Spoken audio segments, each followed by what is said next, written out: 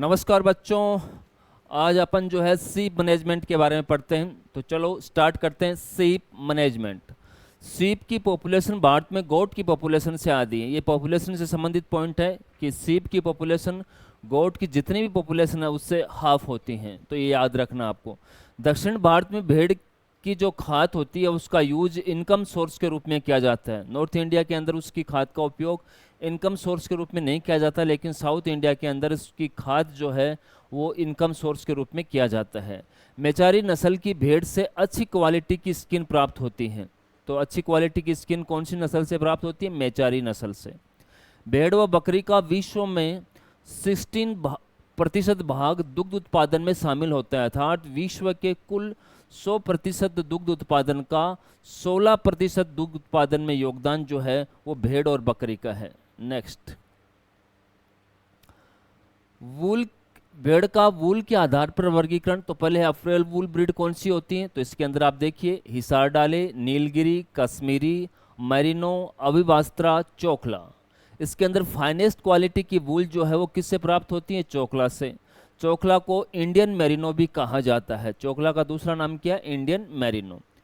एक शब्दावली बीच में डाली हुई है कि फीट लोट, क्योंकि ये शब्दावली आपको याद रखनी जरूरी है। तो ये फीट लोट का मतलब क्या होता है कि जानवर को काटने से पहले बांध कर दिया जाने वाले आहार को फीट लोट कहा जाता है। तो ये शब्दावली बीच में डाल दी है, ये आपको याद रखनी है। दूसरा वर्गीकरण का आधार है कि सुपीरियर कारपेट वूल ब्रीड कौन सी है? तो इसके अंदर उदाहरण देखिए क्रॉस ब्रीड अविकालीन, अविवास्त्रा ऊपर है, अविकालीन नीचे है। नॉर्थर्न वेस्टर्न रीजन की ब्रीड कौन सी है? मारवाड़ी, मागरा, पुगल और जैसलमेरी। ईस्टर्न रीजन की ब्रीड तिब्बतियन और गंजम है, जबकि टेम्परेट रीजन की ब्रीड जो है वो गड्डी और गुरेज है। तो ये आपको याद रखना है। नेक्स्ट, कोर्स कारपेट वूल। इसका उदाहरण जो है मालपुरा और सोनाडी है। सोनाडी चूंकि दूध देती है इसलिए इसको मिल्किंग सीप भी कहा जाता है, दूध देने वाली भेड़ भी कहा जाता है। अब हेरी मीट ब्रीड कौन सी है? इसके उदाहरण जो है वो नेलोर। नेलोर जो है वो इंडिया की सबसे लंबी टालेस्ट ब्रीड ऑफ सीप है। मांडा जो है वो शॉर्टेस्ट ब्रीड ऑफ सीप है, ये आपको याद रखना है। अगला एग्जाम्पल हसन और रामनंद है। सीप में जुड़वा बच्चे कौन सी सीजन में ब्रीडिंग करवाने पर सबसे ज़्यादा पैदा होते हैं? तो एक क्वेश्चन है कि कौन सी सीजन में ब्रीडिंग करवाई जाए जिससे कि सीप सबसे ज़्यादा जुड़वा बच्चे पैदा करती हैं? तो स्प्रिंग और ऑटोनोमस सीजन के अंदर जो है ब्रीडिंग करवाने से सीप ट्विंग यानी कि जुड़वा बच्चे ज़्यादा देती हैं। दिन की लंबाई कम होने पर भेड़ में ब्रीडिंग प्रक्रिया बढ़ जाती है और गर्मियों के समय ब्रीडिंग प्रक्रिया बंद हो जाती है। तो याद रखिए, भेड़ के ब्रीडिंग के लिए दिन की लंबाई कम से कम होनी चाहिए, अर्थात सर्दियों का समय होना चाहिए, जबकि गर्मियों के समय ब्रीडिंग की प्रक्रिया बंद हो जाती है। भेड़ को ब्रीडिंग के लिए 6 से 7 ईयर्स तक काम में लिया जाता है। 6 से 7 साल तक ब्रीडिंग के लिए आप एक भेड़ का उपयोग कर सकते हो। नेक्स्ट, एक डाइट है फ्लशिंग डाइट। भेड़ को प्रजनन के अर्थात ब्रीडिंग सीजन स्टार्ट होने के 2 से 3 वीक पहले किसी मादा भेड़ को जो अतिरिक्त आहार दिया जाता है उस अतिरिक्त आहार को फ्लशिंग डाइट कहा जाता है। फ्लशिंग डाइट क्यों दी जाती है? क्योंकि अतिरिक्त आहार देने से उसमें मल्टीपल ओवुलेशन होता है और मल्टीपल ओवुलेशन होने से बच्चे ज़्यादा पैदा होते हैं, अर्थात लेम की मात्रा जो है वो 10 से 20% बढ़ जाती है। और कितना दिया जाता है? 250 ग्राम अतिरिक्त दाना दिया जाता है, जिसे फ्लशिंग डाइट कहा जाता है और हमेशा मादा भेड़ को दिया जाता है।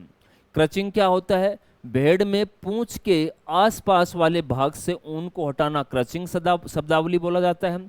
और टैगिंग किसको बोला जाता है? कि भेड़ में डॉग क्षेत्र के आसपास ऊन को हटाना टैगिंग कहलाता है। तो ये शब्दावली आपको ध्यान रखनी है। नेक्स्ट, रिंगिंग क्या होता है? पेनिस के आसपास के क्षेत्र से ऊन को हटाना रिंगिंग कहलाता है। आइंग क्या होता है? भेड़ के अंदर वूल ब्लाइंडनेस यानी कि ऊन की वजह से अंधापन को रोकने के लिए आंख के आसपास के क्षेत्र से वूल को हटाना आइंग कहलाता है।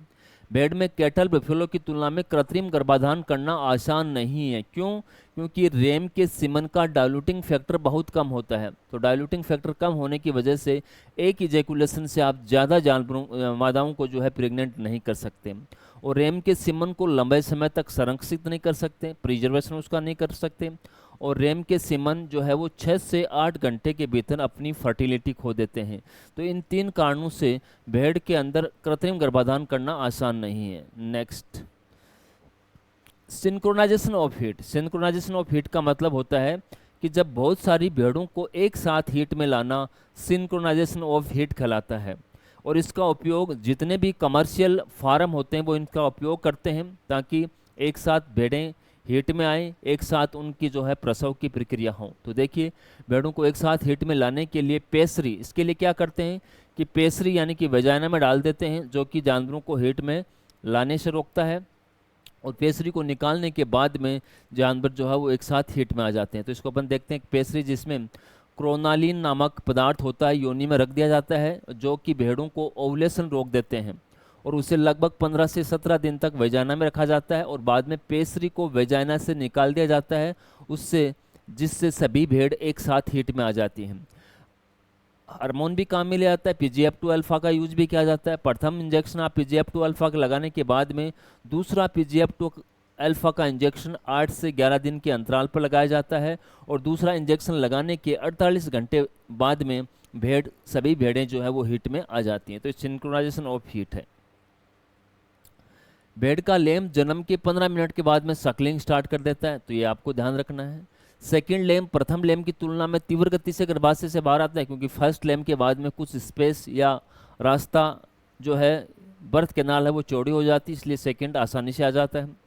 क्रीप्रासन क्या होता है कि 2 वीक का जो लैंप होता है उसको उसकी माँ से अतिरिक्त आहार दिया जाता है, उस अतिरिक्त आहार को क्रीप्रासन कहा जाता है। आगे देखिए, क्रीप्रासन में क्या क्या इंग्रेडिएंट होते हैं। 35 पार्ट जो है वो ग्राउंड मेज का होता है, 35 पार्ट जो है वो क्रस्ट ओट का होता है, 20 पार्ट जो है व्हीट ब्रांड का होता है और 10 पार्ट जो है वो लाइन सीड मिल्क का होता है। आगे देखिए, लिमिटिंग एमिनो एसिड, मतलब किसी भी जानवर के शरीर में किसी न किसी एमिनो एसिड की कमी पाई जाती है जिसे सीमांत एमिनो अम्ल कहा जाता है और भेड़ के लिए मिथ्योनिन होता है, ये आपको ध्यान रखना है। Total number of essential minerals, शरीर के देखो मिनरल्स 2 पार्ट के अंदर बांटे गए हैं, आवश्यक और अनावश्यक। तो आवश्यक खनिज लवणों की संख्या भिन्न भिन्न जानवरों के अंदर भिन्न भिन्न होती है। सीप के अंदर 15 होती हैं, काऊ के अंदर 21 होती हैं और पिग के अंदर 20 होती हैं। तो ये आपको संख्या याद करनी है। नेक्स्ट, सीप राशन में नाइट्रोजन और सल्फर का अनुपात 10:1 होना चाहिए। अगला, ड्राई मैटर रिक्वायरमेंट सीप के लिए 2.5 से लेकर 3 kg पर डे हेड होती है, प्रत्येक सीप को पर डे 2.5 से 3 kg ड्राई मैटर की आवश्यकता होती है। अगर आपको भेड़ से अधिक ऊन उत्पादन करना है तो उसके राशन में एनर्जी की मात्रा ज़्यादा चाहिए, अर्थात कार्बोहाइड्रेट ज़्यादा चाहिए, और प्रोटीन जो है वो लेस मात्रा में चाहिए, अर्थात लेस देन 10% चाहिए। भेड़ में अगर जिंक की कमी के लक्षण क्या होते हैं? जिंक की कमी हो जाएगी तो वर्ण की वृद्धि कम हो जाती है और शुक्र जनन की प्रक्रिया रुक जाती है, अर्थात नर के अंदर बांझपन आ जाता है। पिग में विटामिन ई की कमी से कौन सी कंडीशन पैदा होती है? साइनकोप सिंड्रोम या मलबेरी हार्ट डिजीज कहा जाता है।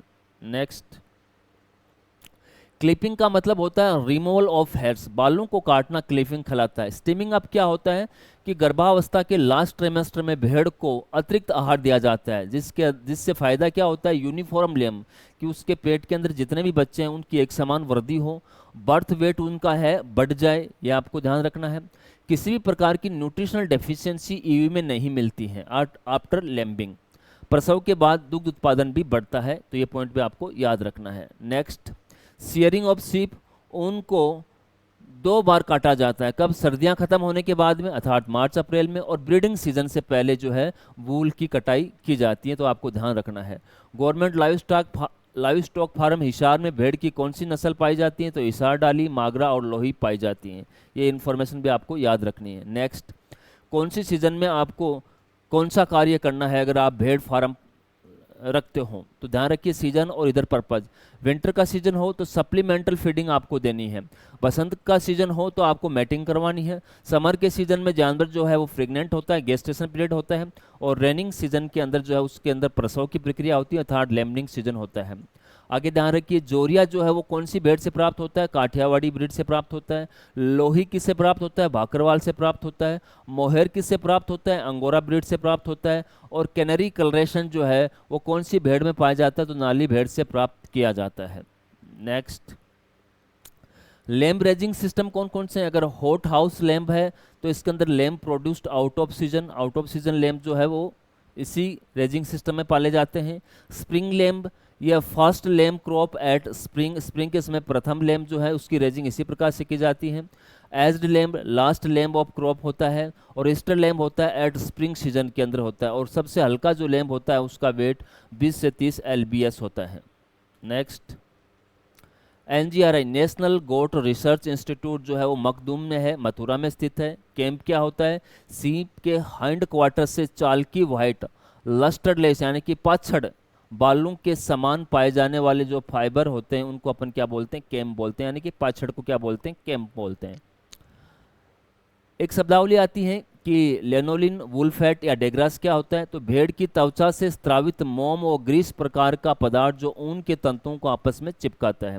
तो उसकी त्वचा से स्त्रावित होता है, ग्रीस नामक पदार्थ होता है जो ऊन को आपस में चिपका के रखता है।